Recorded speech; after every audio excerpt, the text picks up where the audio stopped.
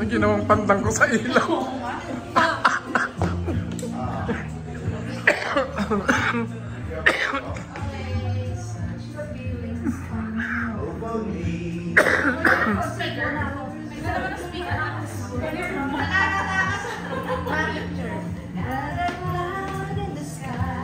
The sun in my eyes. Ang ganda, oh. Baliktad yan. Yan. Pag yan nahulog. Pag yan nahulog, nakakasaya. Ako na makahulog sa malisan natin. Huwag ganun. Huwag ganyan. Nakakasakot.